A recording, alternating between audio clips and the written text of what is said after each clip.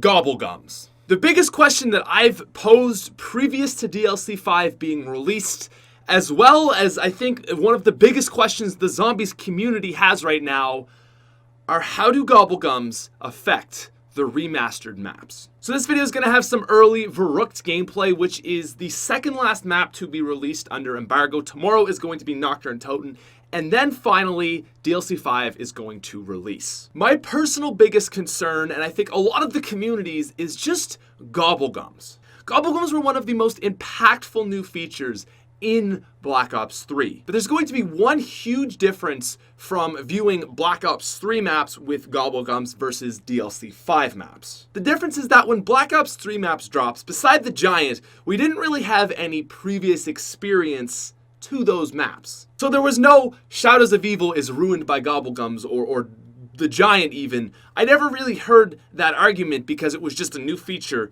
in these maps. Now, posing the question, will Gobblegums negatively affect these maps? I think that's important, but a more broader question to ask is just simply how will Gobblegums affect these remasters? And the truth is, guys, is it really depends on what map we're talking about. The only other major changes we've seen thus far of the maps is just the guns, and at the end of the day, that's really not a huge difference, as you still have the main wonder weapons and exclusive special weapons like the Galil and the M16, MP40, Boomhilda in the maps. But Gobblegums, this is going to be very, very game-changing. And like I said, honestly, we're going to have to look at each set of maps individually to see how they're affected. So first, I want to look at Origins, the one Black Ops 2 map in this game. We've got the really basic maps of World at War, we've got the kind of advanced but not too advanced maps of Black Ops 1,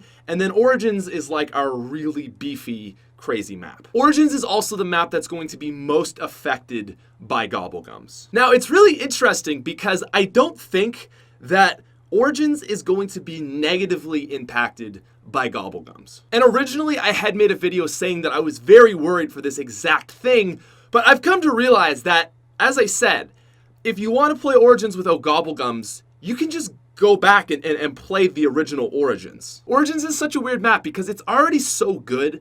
I strongly feel like it's not going to become the exclusive map that everyone plays on. And what I mean by that is I don't think that the zombies community is going to only want to see and only expect Black Ops 3 Origins now that it's been remastered. No, it's not like Black Ops 3 Origins is better.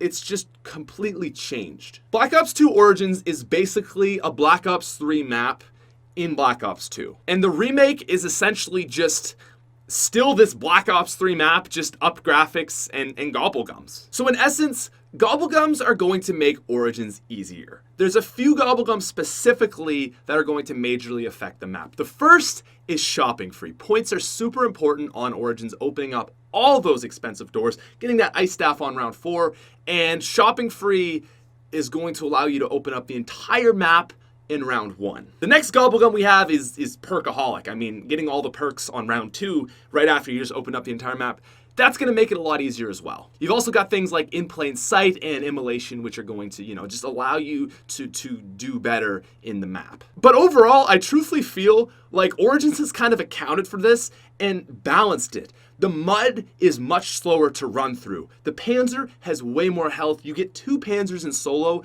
after round 17. So there's all these things that have been added to Origins to actually make it more difficult to account for the things that make it easier. So go ahead, open up the map, get your Perkaholic, get a Pack-a-Punch gun, do whatever you want. But if you're a bad player, Origins is still going to be a difficult map for you. So no, Origins is not ruined by Gobblegums. Origins is just different now. It's a different experience.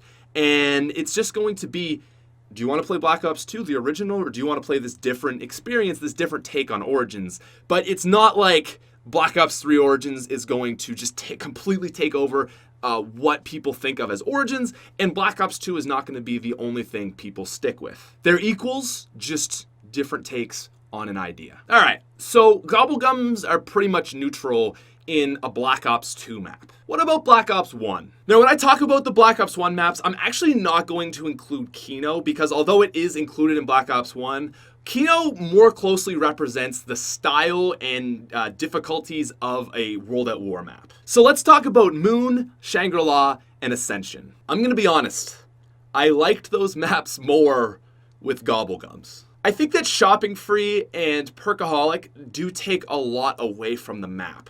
But other than that, I really like the addition of most Gobblegums. The Black Ops 1 maps are extremely chaotic, and you don't have any control over things that happen. And because of that, it's nice to have that little boost from most of the Gobblegums. Things like a double points or a death machine drop or even an immolation on the house. It's nice to just get that little boost from Gobblegums. Now this is coming from someone that wasn't a fan of the randomness of Black Ops 1. If you're someone that's used to Black Ops 3 maps and even Black Ops 2, you will enjoy the addition of Gobblegums into Black Ops 1. However, if you were a huge fan of Black Ops 1 to begin with, the additions may not be as enjoyable. The thing I do like about Gobblegums in Black Ops 1 is they don't help with the Easter eggs at all. We had like 16 of the best people in the zombies community, and Shangri-La got failed, Moon got failed, Ascension got failed.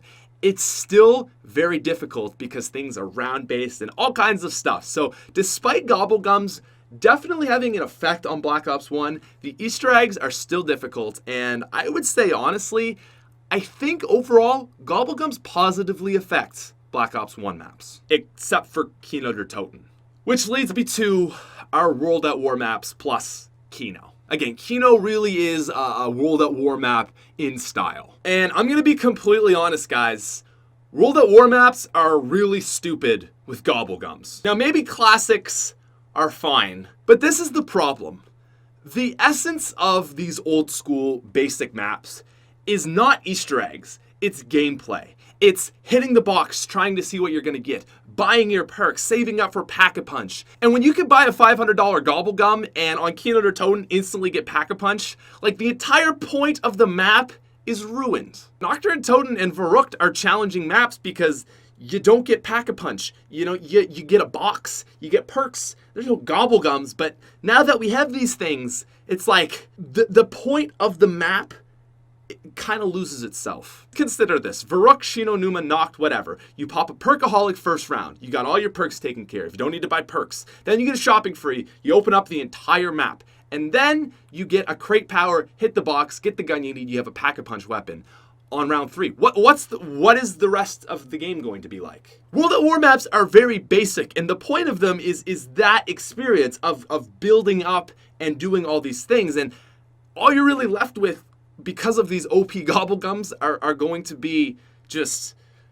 high rounds. It takes the entire challenge out of these maps, especially Noct and Verrückt. So, guys, this is my final verdict on how Gobblegums will affect Black Ops 3. The number one thing to remember first off is you don't have to use Gobblegums, and Gobblegums are ultimately just going to be a different take on these maps. That you can go back and play the originals and they'll still be the same. But that being said, this is how Gobblegums affect the maps. Origins is not really improved or worsened by Gobblegums. They've made it so that you can do things quicker and easier, but they fixed glitches and they've made the mud harder to traverse. The pans are stronger. So overall, again, it's pretty neutral for Origins, which I'm honestly glad to see because I remember making a video on this saying like, dude, Origins is going to be stupid with Gobblegums. Black Ops 2 Origins, the way it is, would be stupid, but the updated, it actually works. Moon, Shangri-La, and Ascension managed to keep their chaotic nature while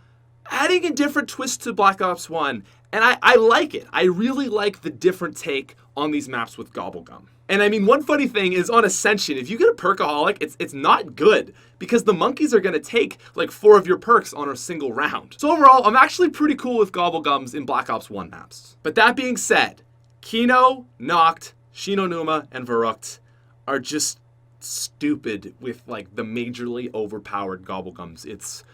It's really just, I wouldn't recommend running anything beyond like your classics and some of the basic megas because you're just not gonna have a fun time unless you're going for high rounds or world records, I guess. But it's just, it takes away so much of the gameplay and so much of the excitement of those old maps. And overall, it's your choice to do whatever you want with it. I would say Gobblegums do not ruin DLC 5. And I'm glad that I'm saying this here, but they significantly change the way these maps play. So guys, that's going to be my video for today. I think this was an important video to talk about because I knew it was a huge issue for a lot of people, and hopefully I can kind of resolve some of those fears.